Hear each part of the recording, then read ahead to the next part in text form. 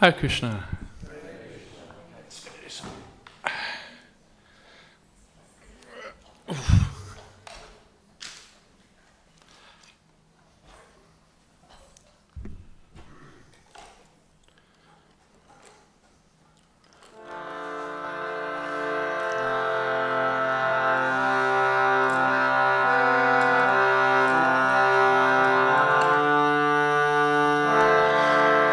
Jaya Radha Madhava Jaya Kunja Bihari Jaya Radha Madhava Jaya Kunja Bihari Jaya Radha Madhava Jaya Kunja Bihari Jaya Radha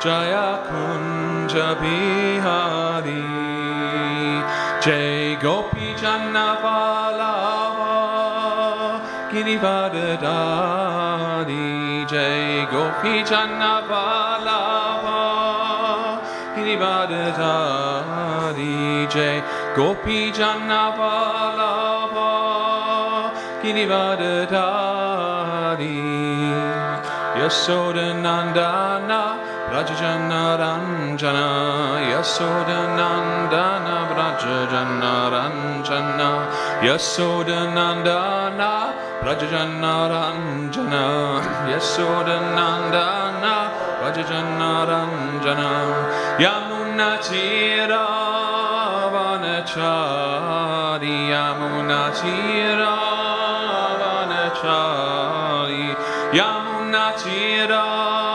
Vanachari Yamuna Tira Vanachari Jaya Radha Madhava Jaya Kunja Bihari Jaya Radha Madhava Jaya Kunja Bihari Jai Gopi Jana Vallabha Girivardhari Jai Gopi Jana Vallabha Girivardhari Jai Yamuna Tira Vanachari Yamuna Tira Vanachari Jaya Shri Krishna Chaitanya Prabhu Nityananda Shri Advaita Gadadha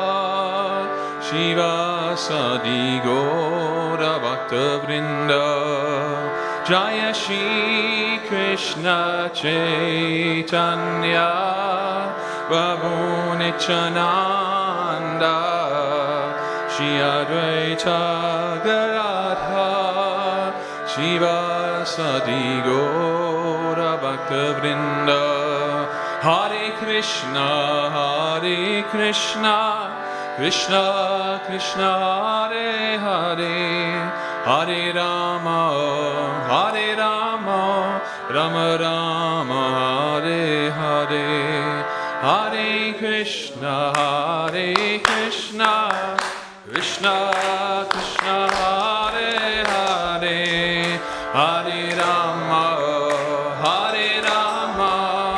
Rama Rama, Hare Hare, Hare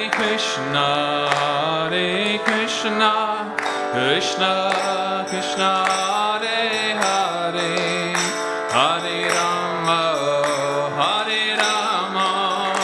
Rama Rama, Hare Hare. Everyone, Hare Krishna, Krishna Krishna, Hare Rama, Rama Rama, Hare Hare, Hare Krishna, Krishna Krishna, Hare Hare, Hare Rama, Rama Rama, Hare Hare, Hare Krishna, Krishna Krishna Hare Hare Hare Rama Rama Rama Hare Hare Hare Krishna Krishna Krishna Hare Hare Hare Rama Rama Rama Hare Hare everyone Hare Krishna Krishna Krishna Hare Hare Hare Rama Rama Rama Hare Hare Hare Krishna Krishna Krishna Hare Hare Hare Rama Rama Rama Hare Hare Hare Krishna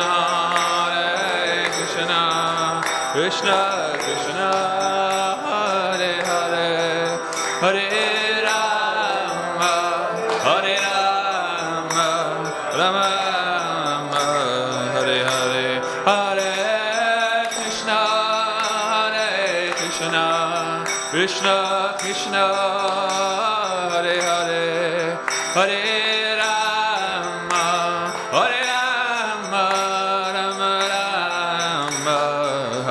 Hare Hare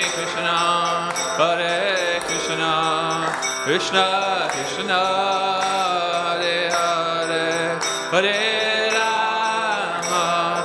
Rama Rama Rama Hare Hare Hare Krishna Krishna Krishna Hare Hare Hare Rama Rama Rama Hare Hare Hare Krishna Krishna Krishna Hare Hare Hare Ram Ram Ram Hare Hare Hare Krishna Krishna Krishna Hare Hare Hare Ram Ram Ram Hare Hare Hare Krishna Krishna Krishna Hare Hare Hare Ram Ram Ram Hare Hare Hare Krishna Krishna Krishna Hare Hare Hare Ram Ram Ram Hare Hare Hare Krishna Krishna Krishna Hare Hare Hare Ram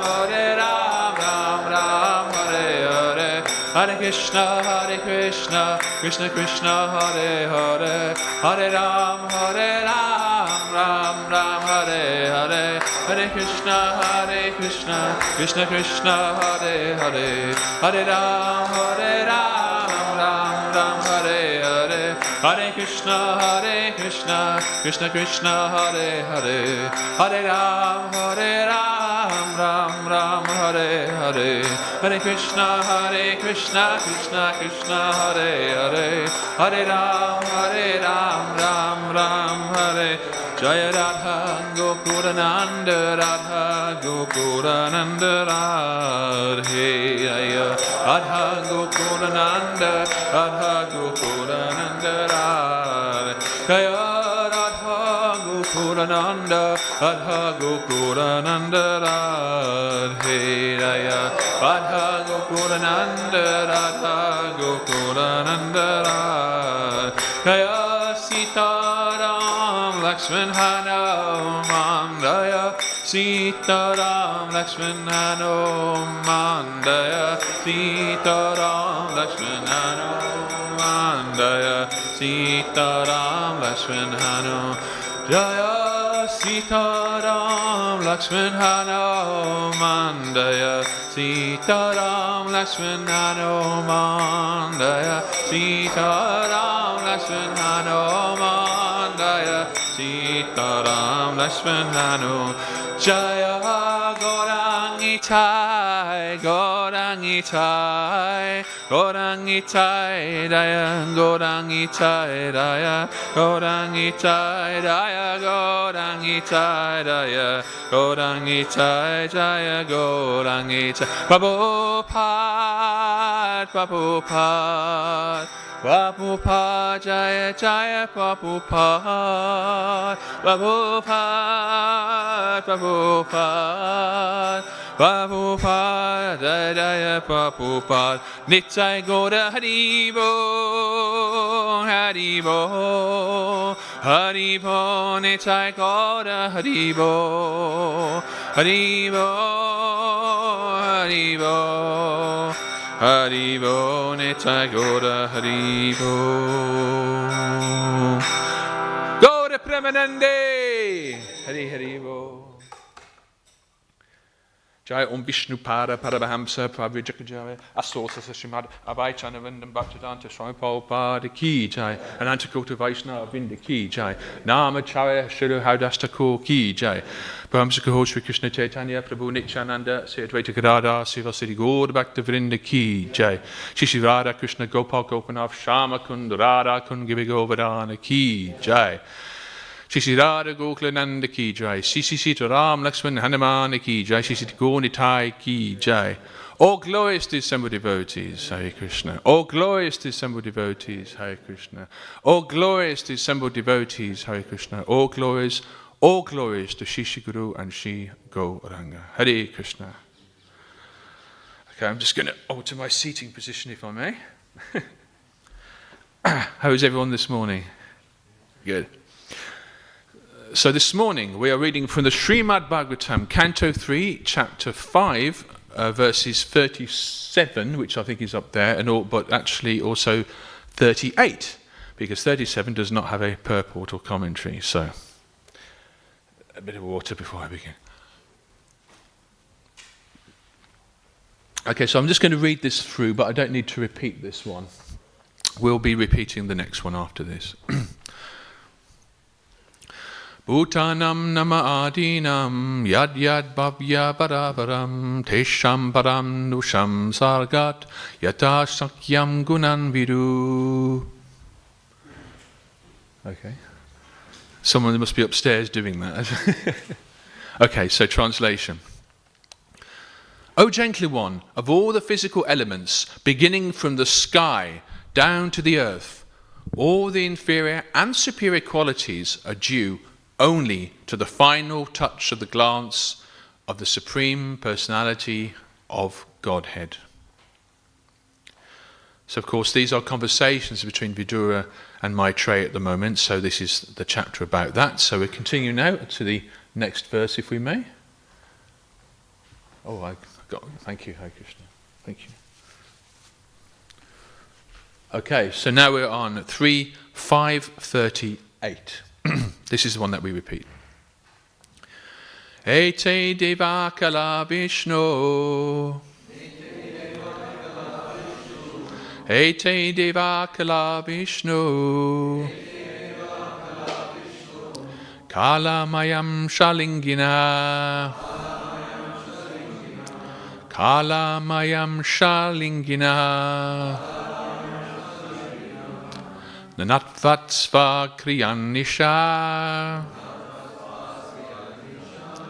Nanatvatsva kriyanisha. Vachu panjalayo vibhum. Vachu panjalayo vibhum. Ete divakala Vishnu. Kalamayam Shalingina. Nanatvatsva kiyanisha. Vachu panjalayo vibhum. Ete divakala Vishnu. Kalamayam Shalingina. Nanatvatsva kriyanisha. Vachu panjalayo vibhum. So I'll do it again, or should we open it out to others? I'll do it once more, yeah? Just for safety. Ete Devakala Vishnu Kalamayam Shalingina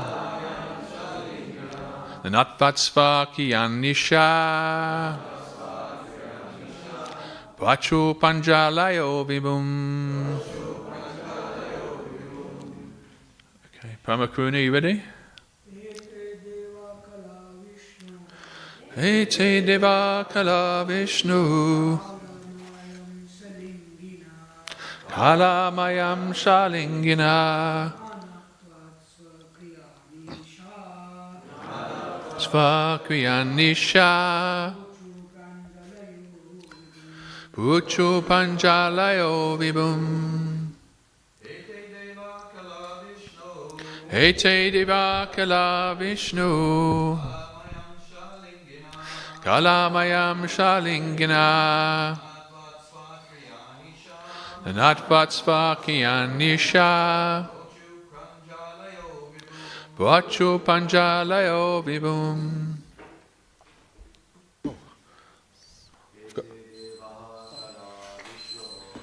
Ete Kalavana Vishnu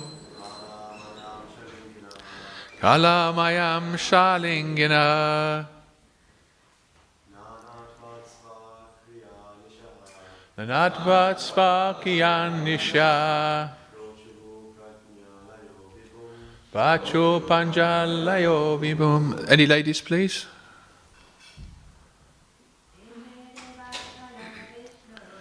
Ete Devakala Vishnu Kalamayam Shalingina Nanatvatsvakiyanisha Vachu Panjalayo Vibhum. Anyone else? I think we'll go on. We'll continue. Okay, so the translation. Ete, of all these physical elements, Deva, the controlling demigods, Kala, parts and parcels, Vishnu, of the Supreme Personality of Godhead,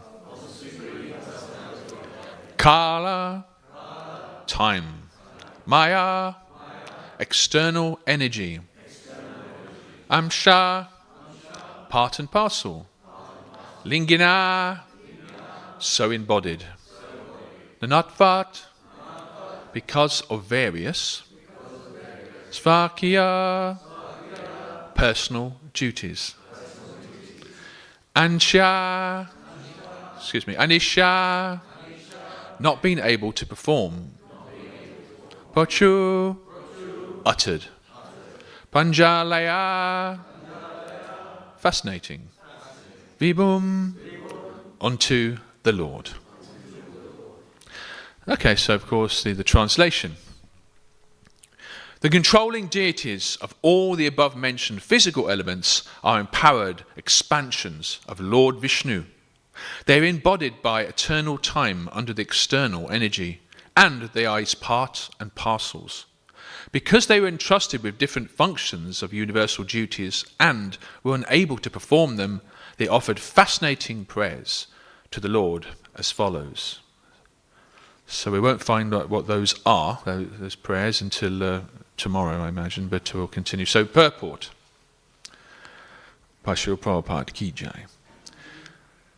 The conception of various controlling demigods who inhabit the higher planetary systems for the management of universal affairs is not imaginary, as proposed by persons with a poor fund of knowledge.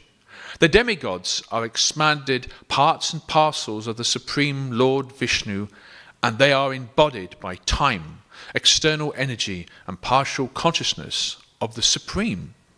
Human beings, animals, birds, etc. are also parts and parcels of the Lord and have different material bodies, but they are not the controlling deities of material affairs. They are rather controlled by such demigods Such control is not superfluous. It is as necessary as the controlling departments in the affairs of a modern state.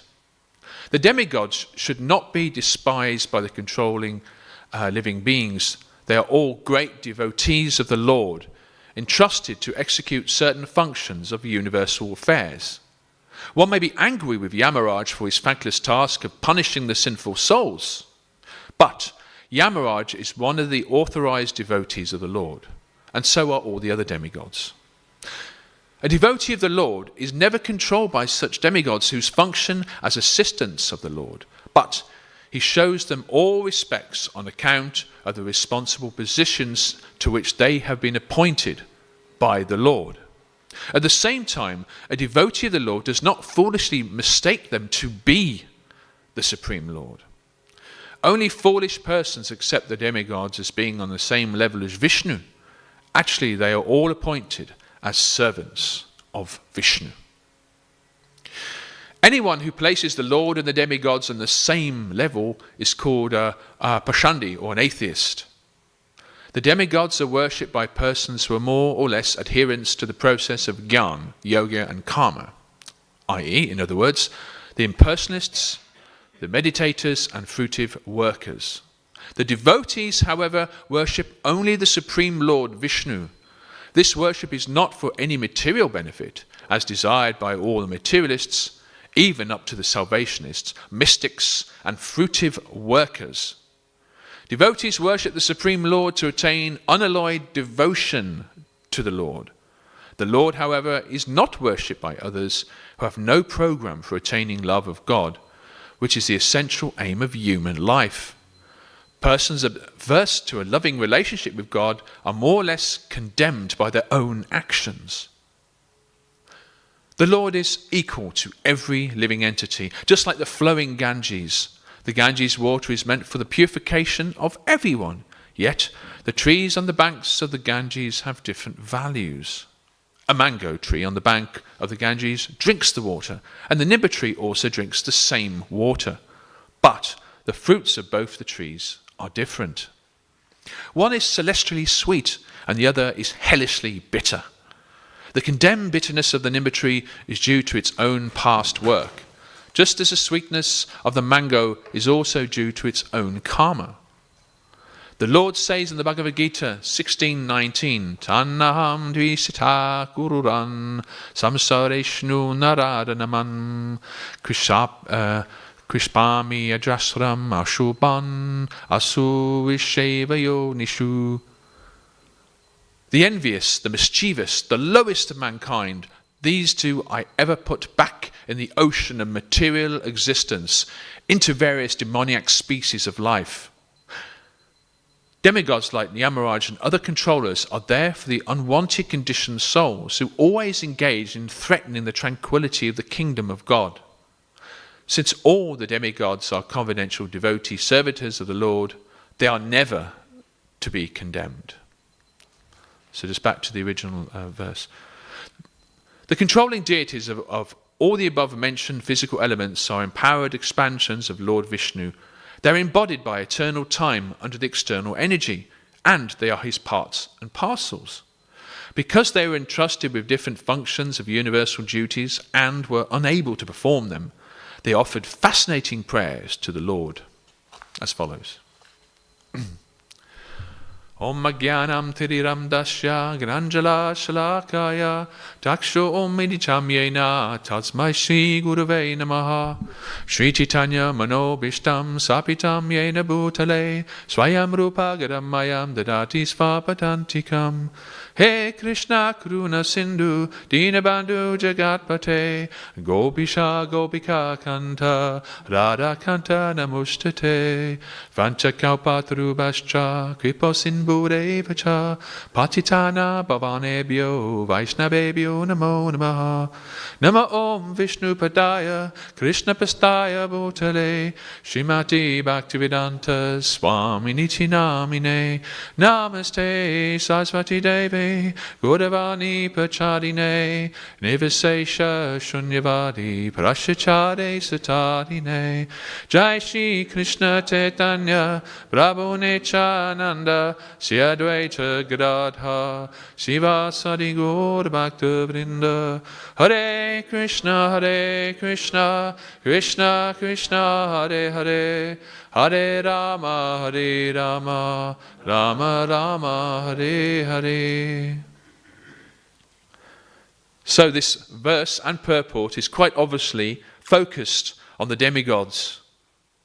In modern scientific terms, the universe, most of the universe, is almost perceived as a cold, dark, largely empty place full of rocks and gases and stars and nebula and no life, as far as they are concerned, at least not so far. There may be some open-mindedness to life on other planets. However, largely, in the modern scientific perception, the universe, for the most part, is an empty place, but not so in the Vedic. In the Vedic view, the universe is teeming with life, millions of demigods, even beyond, completely beyond our perception, beyond our five senses. Not only in the history on the earth itself, but also right now in the heavenly planets and, of course, the lower worlds as well. So it's very interesting. So just focusing specifically on Prabhupada's purport here. Such control of the demigods is not superfluous. It is as necessary as the controlling departments in the affairs of a modern state, which is quite interesting. I don't know, has anyone ever been to the Eden Project in Cornwall? Oh, hand straight up there with the gentleman over there. Yes. So it's a biosphere, basically, where you get... obviously you get tropical plants and other plants from around the world, not just plants, but insects as well, I believe, but especially plants, which don't normally grow or cannot grow in this rather damp, humid, cold climate of the UK. In other words, it's a glorified greenhouse, really, but it's a biosphere, which means it's a bit more, it requires a lot of management. I remember going there once, fascinating with these Venus flytraps and things you wouldn't get unless you're in the Amazon jungle, I suppose. But you get these guys, you see these men there working in suits. It's their job. They work for the biosphere, you see. And I remember walking through the tropical bit with these big, huge leaves and these things that you get. It says, John, yeah, it's okay. Can you just turn down the temperature in the tropical sphere, please, and then open the windows? All right, Mike, okay. And things happen. In other words, they're managing it. They're managing the universal affairs of the biosphere. So in one sense, we could see that the Earth could be in some ways compared with the biosphere. And the demigods are controlling in a similar way that human beings are controlling their own little biosphere. Of course, Prabhupada says actually the human beings and birds and animals don't actually have very much control. But as humans, as terrestrial human beings on this planet, we can at least envision the idea that we have control over the ecology of our back garden, or the gardens at the manor, for example, or a biosphere in Eden, and so forth. In other words, the concept that it's not all here by accident, it's not here by chance. The Eden Project, for example, or the gardens of Bhaktivedanta Manor, or whatever, did not appear by chance, but they're managed. Of course, the demigods are superior, because if it wasn't for them, there wouldn't, the earth would be desolate, as it is at the end of every Kali Yuga and every partial devastation. It's the demigods that replenish the earth. So humans, we don't have that capability. At the partial devastation, it'd be very difficult to revive the biosphere. We ourselves are dependent, but nevertheless, that analogy, I think, gives us a general idea. And the Prabhupada compares the controlling of the demigods of the universe, many, many millions of planets, compared that to the affairs of a state. It's a bit like the macrocosm and the microcosm, where the demigods obviously see a much, much wider field, a much more wider vision of reality that we do. But in one sense, it's all relative, because the sense that we also, human beings, have some degree of control, not as much as we think. We are very much under nature. Nature can punish us and destroy humankind very quickly if it wanted to, just by like scratching an itch. However, there is a little bit of control there, a little bit of responsibility, at least in our own little area, where we can have some influence. We either have a nice garden or we don't have a nice garden. That's our choice, how much energy we put into it. But the demigods are almost inconceivably more powerful than us. For example, Lord Indra, we know he controls the rains and the precipitation, snow and hail and everything like that. And we can't imagine it. Does he just sit there in an office and he's got like a lever? And he goes, Indra, can you make it rain? Yeah, okay. There you go. Or, we can't quite imagine how he does it. But if we imagine how maybe the biosphere is managed, where it's going on, but every now and then it needs some kind of adjustment. And the demigods kind of get directly involved. Not only are they just letting things, just like the law of karma, it's kind of just going on. And the rain, especially in this country, it just goes on, But if Lord Indra was very angry with us and wanted to send the Sambartika cloud, he wanted to destroy us all, as he tried to do in Vrindavan 5,000 years ago, then he would make a special effort, you see. He would go, mess around with the biosphere and start changing the controls and probably get the sack in fact, Krishna gave Indra the sack in a sense. So, okay, you continue looking after the rain, but you're not to be worshipped, Lord Indra. The residents of Vrindavan will worship me. So let us go on with this. So that is real. The demigods are as real. Prabhupada actually says, hints the fact that a lot of people with poor fund of knowledge doubt the existence of the demigods based on the fact they can't see you. We can't see them. But nevertheless, imagine you're an insect, a fly or a butterfly. There's I actually went to I think they call it now, a butterfly park thing, what do they call them? But you go in and there's all different kinds of, hundreds of different species of butterflies, beautiful butterflies around. But of course it's all managed, it's all in an enclosure. And but the butterflies probably have no idea what's going on. Right? The butterflies don't have that, they just know how to eat and survive, really, and they're fluttering around. They're probably not aware of the fact that they're part of an exhibition of a biosphere or whatever it might be. They have no conception because it's not conducive or it's not helpful to their survival. Eating, sleeping, mating, and defending. That's what they're doing, and fluttering around. And they're kept.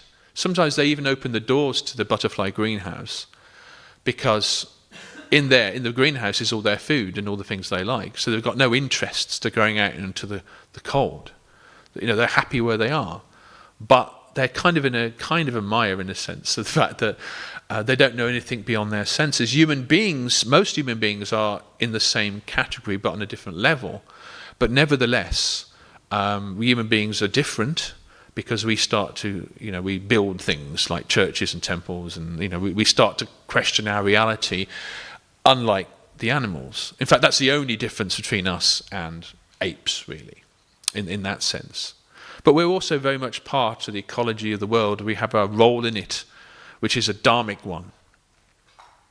But yes, and Prabhupada also gives reference in his purport. I think he mentions Lord Yamaraj 3 or 4 times actually in his purport, because he's saying, look, not all demigods are perceived as being glorious. It's most devotees will say, I would love to meet Yamaraj at the time of death. Well, a good devotee wouldn't mind, because Yamaraj to them would appear as a glorious king or whatever. But to the sinful, Yamaraj appears as, less than a glorious king. You would be terrified, because you'll be there to be punished by him. But here's the thing, like as in the affairs of a state, or if someone's working in a biosphere compound, someone's got to do the dirty work, someone's going to be a traffic warden. No one likes traffic wardens, especially if your car is parked in a double yellow line, or you've paid for 1 hour, but you're 1 hour 10 minutes after, and you can see a traffic warden kind of making his way towards your car, and he's got his thing out. That's not popular, right? You don't want that, because he's going to send you a fine. But Yamaraj's role is like that. He has to kind of punish, and without that punishment, there'll be no karma. Without that karma, there'll be no reformation in the material world. The material world would not be in a position for it to function as a place of reformation, as a place of controlling the quality, let's say, the conditions of living in the spiritual world. Just like, again, with the affairs of a state, they need to build prisons. In fact, there's talk about, oh, we need more prisons and so forth. The prisons are full. I know, says a politician, let's build more prisons, Or can it be an open prison, or can we punish them through community work? No, we still need more prisons for serious offenders. So these things go on in the in government, human government, but actually the material world, the Matattva, that's what is not the illusion. We are in a kind of a prison, you see, because we're not qualified yet to be in the spiritual world. Similarly, if a prisoner has just been, an offender of the law has been condemned to prison, then obviously he's not qualified to walk the streets. He's a mass murderer or he's whatever he is. He's got to be locked up. So we're locked up. But the funny thing about this prison, that the door is open, just like it is in the butterfly park, but the butterflies choose not to fly out, because it's, they've got enough food there, they've got enough sense gratification for them. They don't want to fly out into the cold English weather, you see. And it looks dark, but actually in the spiritual world, it's not cold and dark. It's quite the opposite. Here, it's cold and dark. But that one little test tube, that one little beaker of water in the Sahara Desert is what's keeping us here, actually. Because, Cupid Krishna is more beautiful than Cupid multiplied 1,000,000 times, says the Brahma Samhita. But we don't, in the conditioned souls, they don't understand or perceive or appreciate that beauty because we're not looking enough at Krishna, basically. Let us move on. So what I wanted to do was to, because obviously, at the end of the day, we are Prabhupada, in ISKCON, we are Prabhupada Anugas. We see Prabhupada's purports as being sastric in itself. Prabhupada's purports are scripture to us. Because Prabhupada himself said, I did not write these books, this was written by Krishna. So, and also Prabhupada's statements. So what does Prabhupada actually say about the worship and the position of the demigods? So let's pick some examples here. Bhagavatam 6:16-38, purport, of course. We may show our respect to the demigods, but the demigods are not worshipable. The intelligence of those who worship the demigods is lost because these worshippers do not know that when the entire material cosmic manifestation is annihilated, the demigods are also vanquished. And the benedictions given by them will also be vanquished, and so will the unintelligent men. So it's quite strong words there by Prabhupada, but he's basically saying the demigods, like us, or like the people who work in the biosphere, or whatever it might be, are temporary. So Lord Indra's body is temporary. Lord Brahma even, yes, he lives for 311 odd trillion years by our calculation, but it's still temporary. Eternity minus 311 trillion equals eternity. Eternity minus 3 is still eternity. Because the concept of eternity is actually beyond our comprehension. It's beyond our mathematical common sense. Eternity is eternity. Eternity minus eternity is eternity. And these things we don't understand because this is based on a law which does not exist in this material world, because this material world itself is not eternal. It is only in the spiritual world that things are eternal. But yet we are, by nature, eternal in the temporary. Let's see what else Prabhupada says about the demigods. Bhagavatam, Canto 7, chapter 6, 19-17. Just an extract from that. Those who are in Krishna consciousness, they're also called demigods. It's interesting.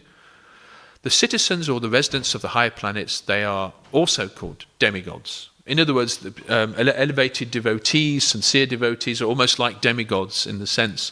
In other words, demigods are devotees.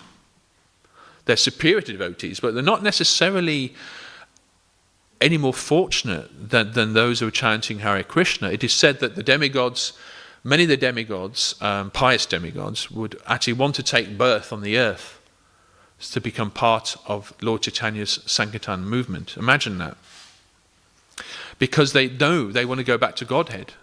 They're aware that in the demigod planets, the levels of enjoyment are so much higher there than they are here.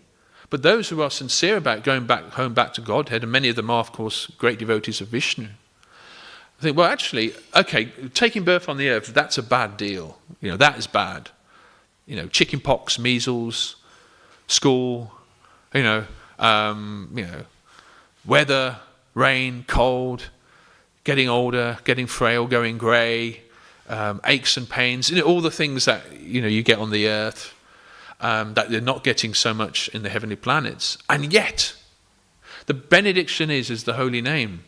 I can join ISKCON when I become a human or whatever I might do, take advantage of Lord Chaitanya's mercy, and then forget all this heavenly planet stuff and go to the lotus feet of the Lord in the spiritual world. Of course, sincere demigods. So actually, we can expect in the future, demigods will be taking birth on the earth, as well as demons, because it's a whole big battle. We even know demigods took birth on the earth to participate in Krishna's Leela. Abhimanyu, for example, who's the son of Arjun, took birth on the earth for only 16 years. He died in battle Kurukshetra, killed by the Maharathis unfairly in that battle. And he only lived to 16. But of course, Shishadara Goklananda ki jai, Sitaram Lakshman Hanuman ki jai, Shishni Gonitai ki jai. He only lived to 16. But actually, it was written to be like that, because his mother didn't want him to be on the earth for too long. He actually wanted to leave his heavenly planet, take birth on the earth, and his family said, well, we'll miss you. I don't want you to go on the earth. Okay, I'll go for 16 years. And the 16 years on the earth is just like, what is that by the calculation of the heavenly planets? Time is different there. 16 hours or 16 minutes or whatever it might be, depending on the level of the planet. So, so by earthly calculation, Abhimanyu was on the earth for 16 years. But in terms of his heavenly abode mother, then maybe that wouldn't have been so long. So you come back straight away. Let's continue. Bhagavatam, 5th canto, 20th chapter, 3-4. The idea that Lord Vishnu is on the same level as the demigods is in contradiction to the Shastra. The demigods are not supreme, adds Prabhupada. The supremacy of the demigods is dependent on the mercy of Lord Narayan, Vishnu, or Krishna. So this is, of course, every morning, the devotees in the morning program, they said one of the 10 offences to the holy name is that one should not see the demigods, Brahma, Shiva, and so forth, as on the same level or equal to, or independent of Vishnu, the name of Lord Vishnu. Demigods are dependent on the Lord as we are dependent ourselves. But we respect them. Just like, for example, I don't know, an important person, a king or queen or whatever, an ambassador of some type comes to the temple. There will probably be. I work in that department, so I know we're treated with a degree of respect. It's just etiquette. It's just the right thing to do. So similarly, if Narad Muni kind of walks into the temple room, we'd probably be, wow, it's Narad Muni. He's floating, my goodness me.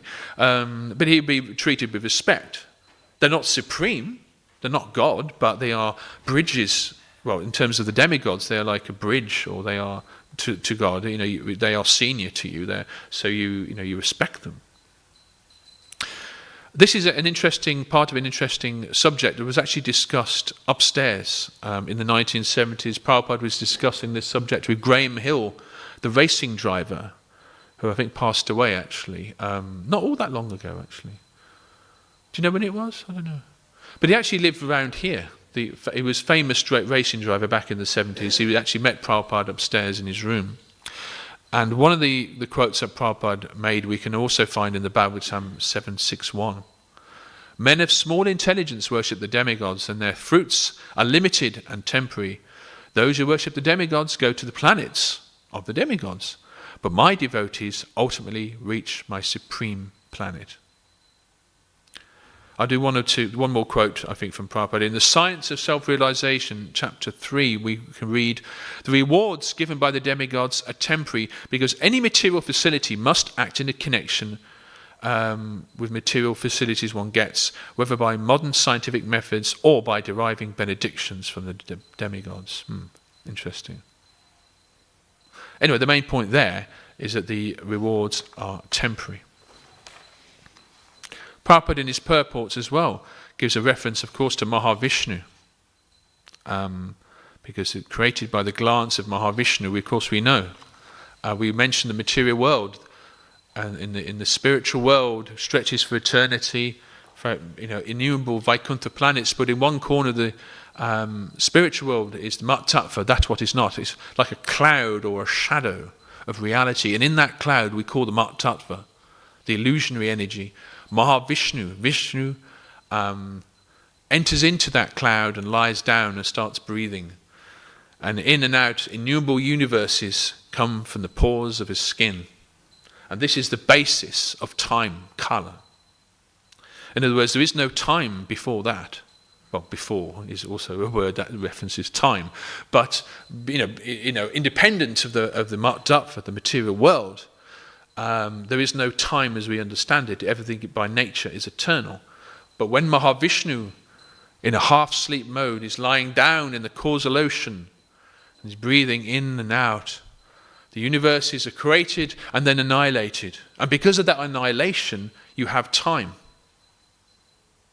His breath is something like, by our calculation, is 40 billion or trillion years or something like that. Yeah, for the length of the universe. So innumerable universes are being created and then they are destroyed as Mahavishnu breathes back in. The largest kind of measurement of time, of course, the more kind of inferior you get, then the more kind of the smaller time periods you can deal with. We deal with seconds and milliseconds, and because we're more involved with the material energy. But to Mahavishnu, just a breath is 311 trillion years by our calculation. It puts things into perspective. He really is like, the captain of a very large biosphere. But of course, then he glances on Pradhana, the unmanifest material energy which is personified as Durga Devi. And that glance is personified as Lord Shiva. And that glance includes all the souls that have entered into this material world. And that glance is the original combination, actually, which triggers off the material world in many respects. The ego that the conditioned souls are carrying, combined with the Mat Tattva, controls this layer of false ego, and from there the false ego condenses into intelligence, mind, ether, air, fire, water and earth. And within that you have, of course, what we call the Brahmandala, or the universe, or Lord Brahma's egg. Under egg, Brahma, Lord Brahma. So it's like an egg-shaped universe. And there are billions of them. And we are just in one of them. Can you imagine that? I wanted to, we've still got about 10 minutes left, I think. I wanted to refer to another verse of the Bhagavatam. Bhagavatam 6:4-34. The Lord appears through lower systems of worship according to one's desires, although he appears as the demigods and not in his original form. Prabhupada, in that interesting verse, Prabhupada writes, the impersonalists imagine the various demigods to be forms of the Lord. For example, the Mayavadis do not actually believe in the form of the Lord, but for the sake of worship or culture, they imagine some form to be God. That's what they say. Generally, they imagine a form of Vishnu, a form of Shiva, forms of Ganesh, sun god and Durga, etc. But they don't actually believe they're persons, in a sense, for the most part. Or if they do believe the demigods are persons, they would say, well, beyond them is something impersonal. Whereas we would say it's all personal. The demigods are persons, we're persons, the butterflies are persons, Dogs, cats are persons, we're persons, the demigods are persons, God is a person. The Mayavadis, though, at some point when you get to the top, they'll say it's all this form and variety of persons, and then when they start getting to the demigods, and especially when they get to the Supreme, they say, oh no, that's not a person. Form and formlessness and love and variety and relationships comes from nothingness in their perception, whereas for us, it's something, life comes from life, something comes from something else superior. That is the Vaishnava philosophy. Prabhupada goes on in that verse. The best are those who understand the Supreme Lord as completely blissful, spiritual, full of bliss, and completely distinct from that of the conditioned soul or any other living entity. Such philosophers are best because they know that the Supreme Personality of Godhead reveals himself differently to worshippers in various modes of material nature. They know that there are 33 million demigods just to convince the conditioned soul that there is a supreme power and to induce him to agree to worship one of these demigods, so that they, in other words, one of the positive aspects of worshipping the demigods is that it trains people to accept the sense of a higher authority. So here's a positive element of it. Actually, those who are in certain modes of nature may not be qualified or may not be inclined to worship Lord Vishnu, or a concept where they have to follow certain regulatory principles. They're only interested in material gain, but the sense of worshipping or turning to a demigod for material benedictions is better than nothing, because it trains them to accept a higher authority and a personal conception of reality, which is interesting. Also, it is not that as Vaishnavas we do not disturb other people's faiths or other people's paths or their chosen form of worship, because that may be right for them. We preach to people, of course, but if someone is in the Gita, we find that it says whatever one is, I become that. I can become manifest for that person. Ultimately, so that they begin on the spiritual path. Ultimately, when we take darshan of the deities, for example, we don't ask Krishna for things. We don't say, oh, by the way, that cottage by the sea, I've got my eye on Krishna. Well, that devotional service I did for you the other day, well, perhaps you owe me one, I mean, of course, that happens with the demigods, actually, but we, as Vaishnavas, we don't do that with Krishna. If Krishna does give us something materially pleasurable, great. If he doesn't, then that's also great, because it's an opportunity to make spiritual progress. We have to embrace humility. And that's kind of bhakti, really, where you're doing things but without any kind of motive for anything in return. That, in some ways, in my understanding, is probably the best way to describe bhakti in simple terms. And people, how can bhakti be above gyan? Bhakti is just doing some physical service. Or how can bhakti be above Ashtanga yoga, or you're meditating in the mountains and completely being beyond the bodily concepts? How can, sweeping the corridor in the temple, how can that be high? Well, actually, if it's unmotivated and it's only for Krishna, then that is high. If it's motivated in some other way, then it's less high. So in other words, a lot of it is to do with our own motive and our own mentality. But bhakti, when it's practiced on the highest level, when it's understood and practiced properly, bhakti is the highest yoga system. But often it gets misunderstood. There are even people who wrote about Lord Chaitanya who described him in offensive ways as an epileptic or a fanatic or sentimentalist. But to us, of course, that's not the case. He was exhibiting pure love of Godhead, and he is the incarnation of Radha and Krishna combined. So people, some people, scholars and so forth, it's kind of they see what they want to see, in a sense. So just to finish off, actually, I wanted to, on the subject of demigods, just for a few minutes, I wanted to share a little bit of an essay I wrote, actually, about the universe. As you do, I think I'll write about the universe. It was just for a project I was doing. And it kind of covers, I believe, a lot of the similar subjects to what I've been discussing so far. I wrote here, the ancient scriptures of India suggest our search for intelligent life out there should not be restricted to what in Sanskrit is called sarira sthula, or gross body and senses.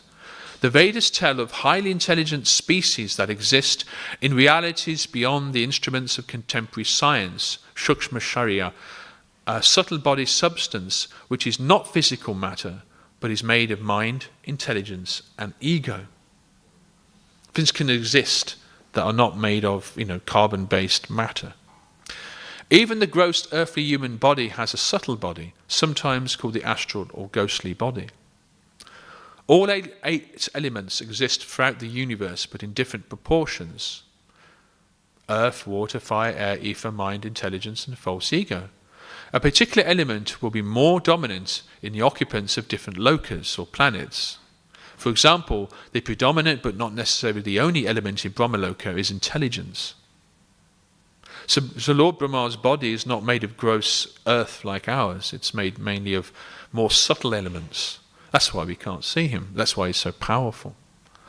The bodies of the likes of Brahma and the other devas carry genetic information in the form of bijas or seeds that are made of largely subtle energy. So from the Vedic perspective, the existence of life elsewhere in the universe is not dependent on planets possessing specific Earth-like conditions.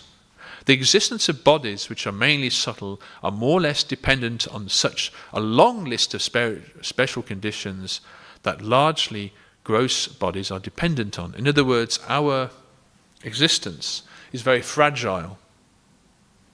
You know, if the Earth heats up just by another 10 degrees or something, we're all finished, we're all dead. So, you know, if the Earth is substantially nearer to the Sun or further from the Sun, if the Earth doesn't spin at the speed that it does, if the Earth isn't tilted at the angle it is, and so many things in place, so many conditions in place that if something is just a little bit here, a little bit there, then we lose so much. In fact, this is topical for the environment. A few percent here, we lose so many species of life on the planet. We lose the coral reefs, which are being lost right as we speak due to climate change. So there's so many conditions. This Earth is fragile. And it's managed by the demigods. If Lord Indra decides it's not going to rain anymore, we're finished. So just like in a biosphere, we're very dependent on higher powers. This Earth is very delicate. A few percent here, a few percent there. There's so many conditions. Even the sun's rays are, if they were just a few percent bit more kind of measure of radiation in the sun, we'll be finished. A few percent less radiation, and we're finished. Ozone layer, without the ozone layer, we're finished. There's so many different conditions, and it's got to last for billions of years throughout our history just for us to exist on this planet. The demigods don't have such restrictions. Demigods can live on the sun, they can live on the moon, but their bodies are more subtle. Their bodies are much different to ours, which makes them more flexible in where they can exist. Just to finish, this worldview is not exclusive to ancient Indian scriptures. Throughout the world, there are many tales embedded in folklore which include the interaction of humanoid beings from non-terrestrial realms, and indeed the visiting of such realms which operate under different laws of space and time. For example, in South Central Asia, we find the race of beings called the Nagas. They are said to be non-humans descended from Kasyapa and his wife Kadru. They are sometimes described as having a serpentine or snake form, and other times a human form. The Nagas have standard mystic powers, such as the ability to travel through solid matter, appear and disappear, and shapeshift, etc. So very kind of interesting. In other words, it's not only less auspicious beings like asuras, and lower beings are also subtle and also exist, but we certainly do not pray to them. There are 14 different planetary systems or divisions throughout the universe, 7 lower and 7 above the Earth, ranked according to consciousness, I suppose you could say, basically, and also degrees of the elements of which their bodies are made. The lower planets are populated by beings that are kind of lower than us from a spiritual point of view, and of course we know about the heavenly planets. So I'll stop there. It's time. It's 8:35. I think it's breakfast time. Does anyone want to add anything or any questions before we close? Parama Karuna Prabhu.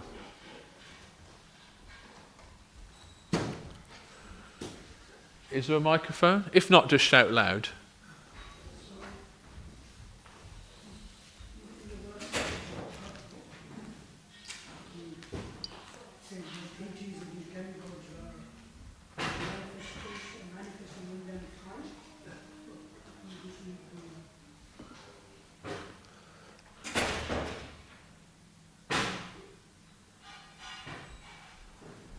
They are embodied by eternal